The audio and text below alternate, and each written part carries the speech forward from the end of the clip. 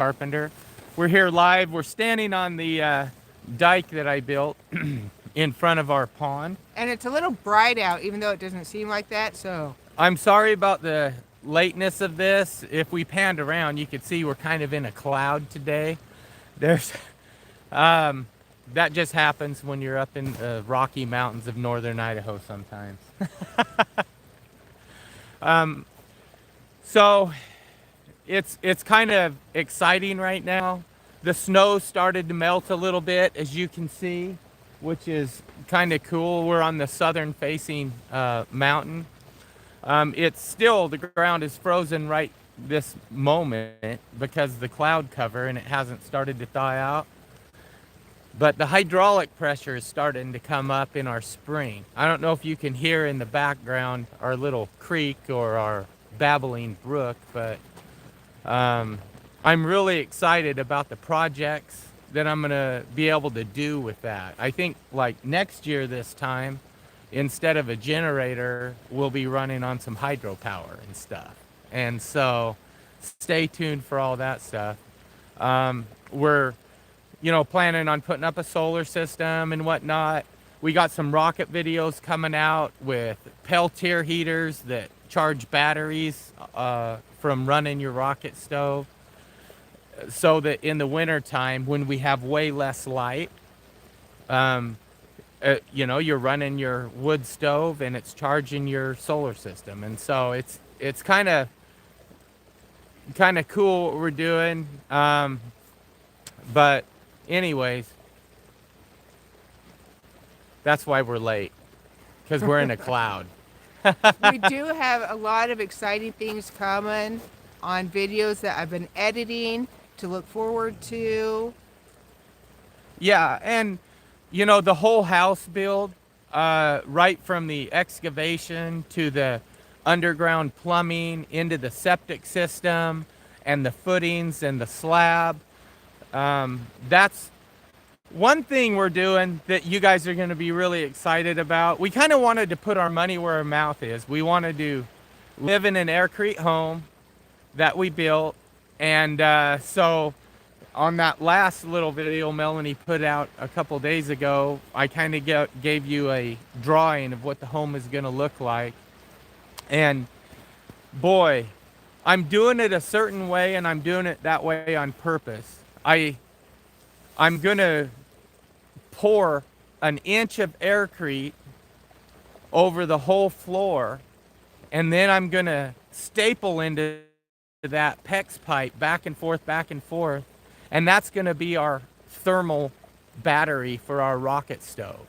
So right now I've developed an on-demand hot water system that is going to be going into the rocket stove, so you can put water through it and it heats it on demand. So when you're heating your water, we can run spring water through it and then run hot water through our floor and charge a thermal battery. So we just have some really cool stuff coming. I know it's been like a year, A long time. and I apologize, but we had to take the leap and get some property and get up here and get it set up to where we could even survive, so that we could kind of say, hey, we're going to build an Aircrete house, we're going to put an Aircrete rocket stove in it, and we're going to live in off-grid homestead luxury using my inventions. Right. So, and there is times where he makes it like luxury, and I'm just amazed with how comfortable and amazing he can do things. yeah, Melanie was worried. Melanie asked me to make a solar water heater so that she could have hot baths during the summer, and I did. Mm-hmm. And I did about a 300-foot long, 2-inch black pipe, and we would fill it with water, let it sit in the sun. It held about 40 gallons, so it would fill the tub, and my goodness, she could just have a hot bath under the stars, and that was great. But once the sun started going away, I had to do an on-demand system where in the tent, so we had a stove going with a coil in there, and we have a video edited about that thing. which it's going to be okay because the one in the rocket stove is going to be way better. But way better, way better. so Let's see if we have any. Oh, we do have some comments. All right, Roberta says hello. So hello, William. Craig says good morning. Hey, William, how you doing, Tubular buddy? Guy 9 says y'all look chilly. Oh, it's I mean we're comfortable. It's good. We got the right coats on and stuff. Gail says hi, my lovely. So glad to have you back. I missed you so Gail. much. Oh, I love her. She did our she the so bright. yeah, she did the comic book cover for us. That's awesome. That was awesome. All right, so thumbs up, everyone. Mitch says good luck on the venture. Thank you. Gordon says I'm very excited for your new family home. Thank you. Peaceful retirement says great. And John says hi, good to see more of the Honeydew Gang. That's awesome. Gordon says, I moved to the cold once. I'm back in Hawaii building my Aircrete dome. That's cool too. Right. We were in eastern Idaho, just below the Tetons of Wyoming before. And so, I mean, we had 20 below weather for weeks and weeks during that winter. And the winters usually lasted at least 5 months. And so where we're at now, even though we're up in North Idaho, it's a little milder climate. Meaning this winter, we were like, man, is this it? And everybody around here is like, this is the worst winter in 30 years. And I'm like, really? That's cool. Even my daughter's like, I don't think they know what winter is, Mom. Right? Hello, Darwin and Melanie. So glad to see you again. We're glad to see and talk to all of you guys again. It's been nice. Mark says, it's cold in Wyoming too. How could I get in contact with you? I have a few questions and stuff you do. I'm still, right now, super busy.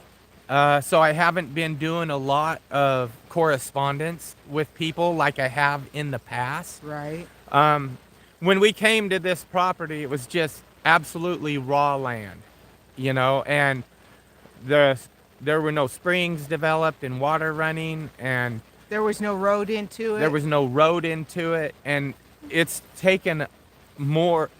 You look at stuff, and we are great as human beings at underestimating what we can do we overestimate what we can do in a short period of time. Yes. Yet we underestimate what we can do with consistent effort over a long period of time. And so I'm not going to promise anything, but I will promise this. If you go to our website, honeydewcarpenter.com, and put in a request, I am going to eventually this spring, after some things slow down and some projects slow down, I'm going to go through all of them and we can talk. Right now, I'm super busy on an off-site location, putting together a bunch of rocket stove videos.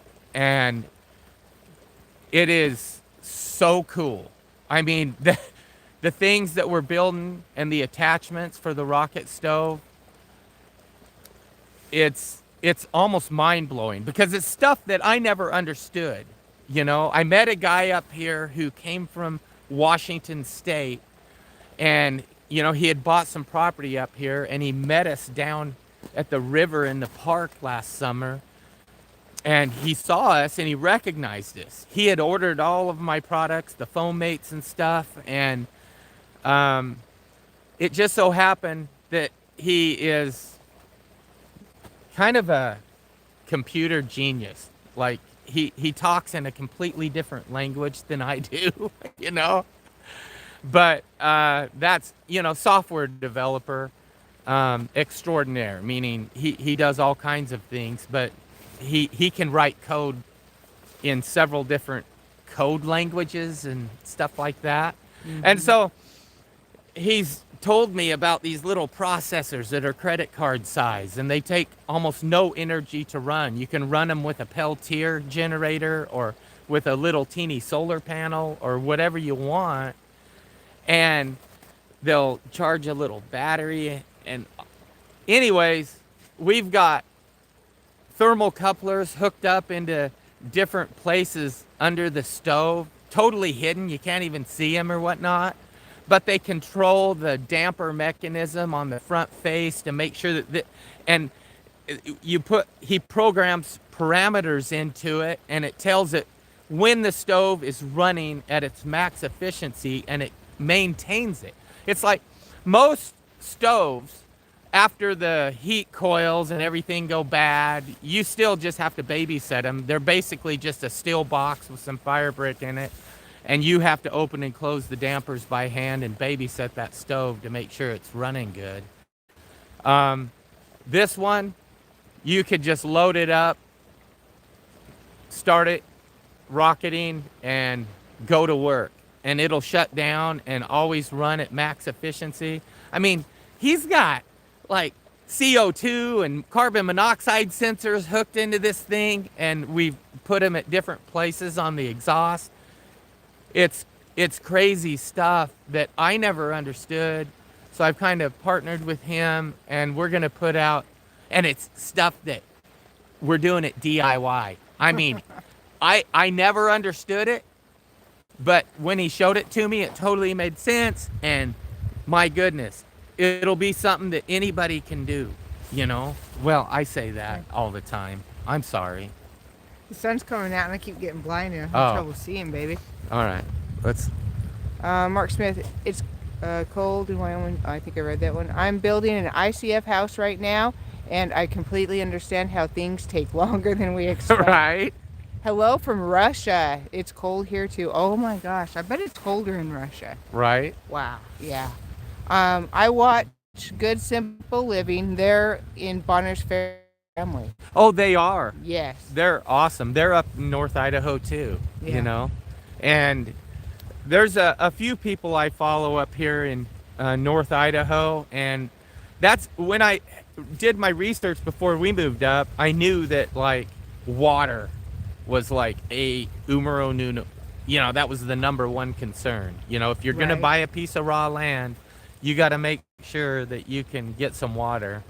I'm a little more optimistic than most people.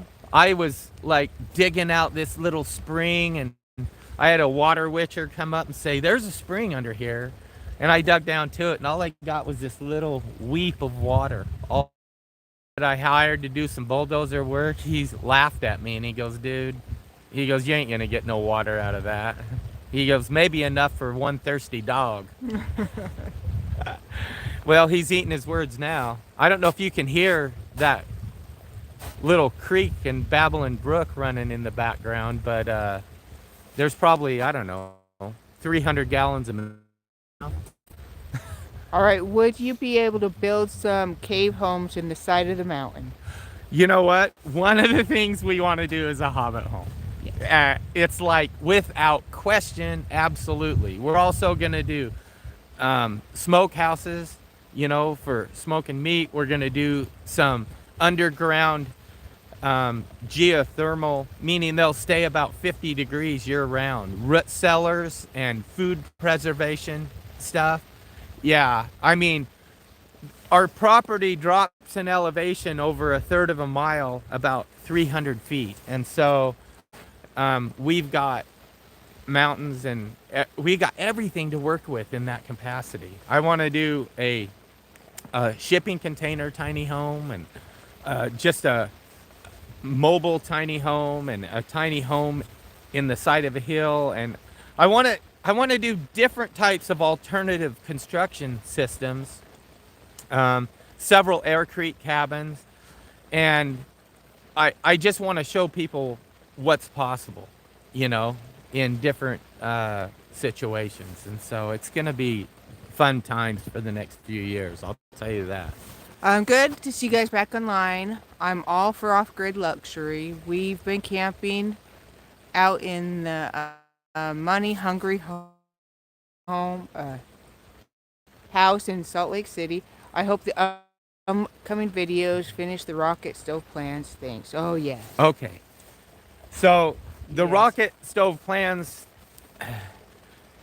I was stumped on the last chapter to finish those. The main function that makes everything work is obviously the Aircrete insulation around the core and the Aircrete stovepipe.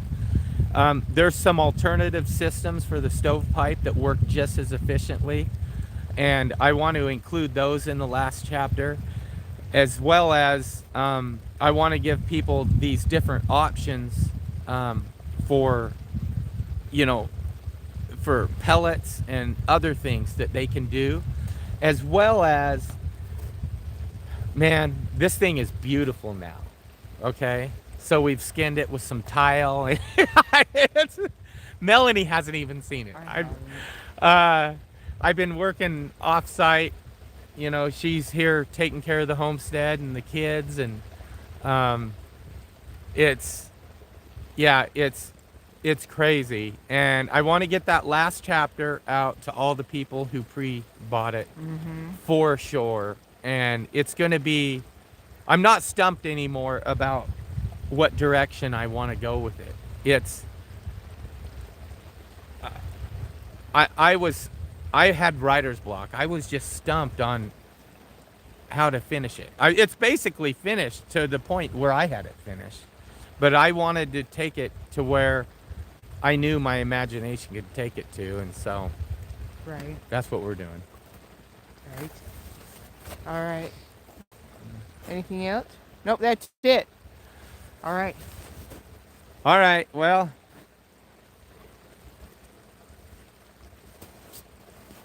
Anything else you want to say?